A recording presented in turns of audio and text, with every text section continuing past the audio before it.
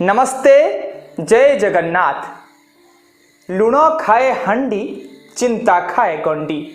आजिर आधुनिक मनीष पाखरे टंका अच्छी, घर अच्छी, गाड़ी अच्छी, संपूर्ण परिवार अच्छी, तथापि मनीष चिंतारे कहीं आपण मैंने जानते ये चिंता ही मनीष को दुखरे शोकरे आउ रोगरे जर्जरित करुछि। आज आमे देखिबा एक सुंदर कहानी जो कहानी आपणक मनरे उंकी मारुथिबा समस्त चिंता को निश्चय दूरीभूत करिबो बोली मोर आशा और विश्वास। आपण मानको विनम्र निवेदन ये कहानीटी को आपण माने शेष पर्यंत देखंतु।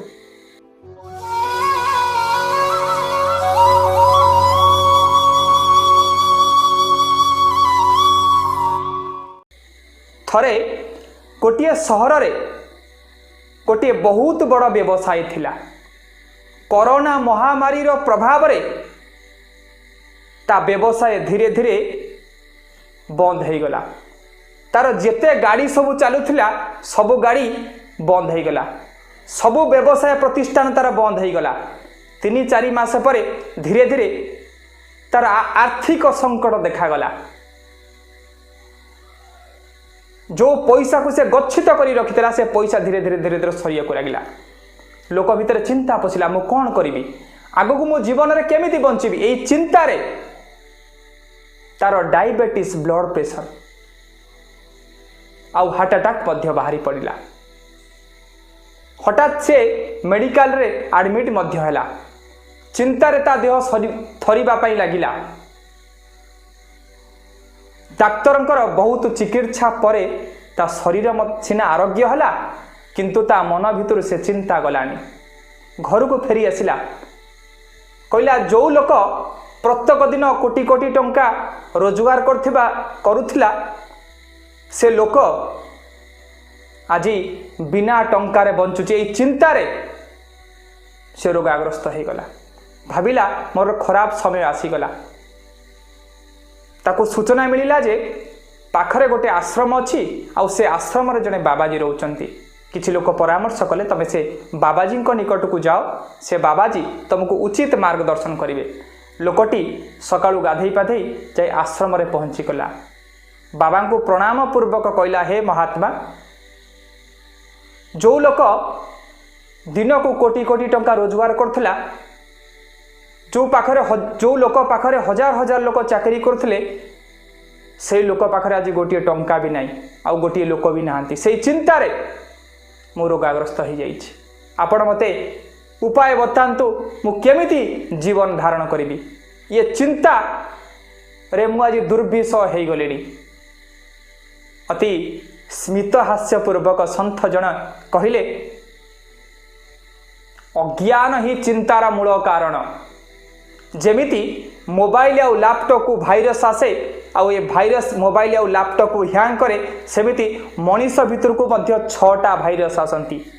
जो 6टा भाइरस ही मनीष चिंतार मूल कारण। अति विनम्रतार सहित व्यवसायी जनक शुणुथांती। कहले 6टा भाइरस मनीष भितर को आसे, जाकू षड रिपु बोली कहती। ये 6टा भाइरस ही मनीषर बड़ चिंतार कारण। लोकटी पचारा कौन से 6टा भाइरस ना, ये 6टा भाइरस को षड रिपु बोली कहती।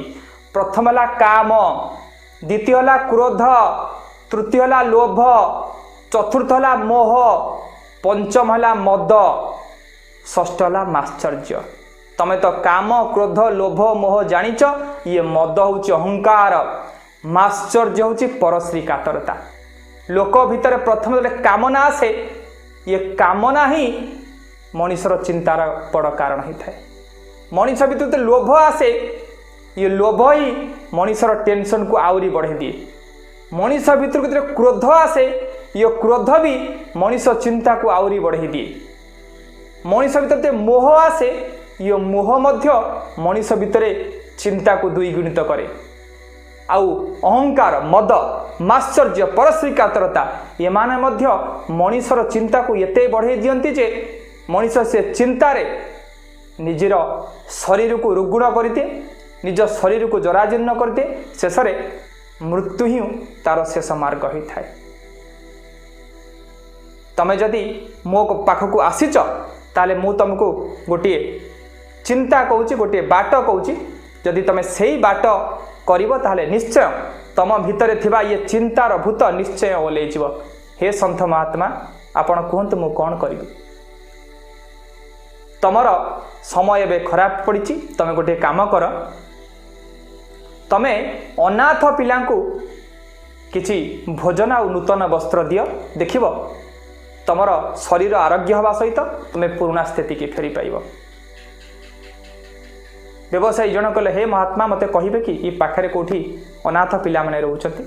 सन्यासी जनक कहला ये नदी पठारे गोटे बापा माँ छेउंड दुईटी पिला रहउछन्ति तमें काली सकाळु जाई से मानको किछि भोजन आ किछि वस्त्र दियो नुआ वस्त्र दियो देखिब तुमर सबु समस्यार समाधान हो। बाबा कथा को मनरे रखी व्यवसायी जनक घर को पलि आसिला आउ तही परदिन सकाळु किछि खाद्य पदार्थ आउ किछि दुईटी नुआ वस्त्र किणिकी जाइकिरी से नदी पठारे पहुँची गला। देखिला गोटे झुंपुड़ी चाल घर जाई कबाट को ठक ठक कला सेतबेलू समय दिन गोटाए हठात गोटे 10 वर्षर छोट पिलाटी कबाट खोलिला कहला किए आपण ना मु तुमको किसी साहाय्य दवाई मु आसी ना तुम किए तुम परिचय दियो ना मु जड़े व्यवसायी बाबा मते पठे आधे किसी खाद्य अच्छी आउ किसी वस्त्र अच्छी। पिलाटी कहला मु तो खाद्य नहीं पारिबिनी ना कहीं तुम खाद्य नहीं पारिबनी ना आज दिनक पई मु रोसई कर देइछि मध्याह्न भोजन आउ संध्या बेले जो भोजन करिवो सेतपई मु रोसई कर सारी ताहले ये खाद्य रख तुम काली खाईदेव। पिलाटी कहला नाई मु रखी पारिबेनी ताहले आपण ये वस्त्र भी रख तुम पे नुआ वस्त्र आनी। पिलाटी कहला हे महात्मा आपण मते क्षमा करिवे मु प्रत्येक दिन सकाळ उठे मोर गोटे 8 वर्षर छोट भौणी मते 10 वर्ष आमे दुई जन जंगल रो फूल तोड़ू आउ ताकू नहीं मंदिर रे बसी बिक्री करू सकाळ 9टा सुधा आमको जेतिकी पैसा मिले आमे भाई भौणी दुई जन आराम रे चलू।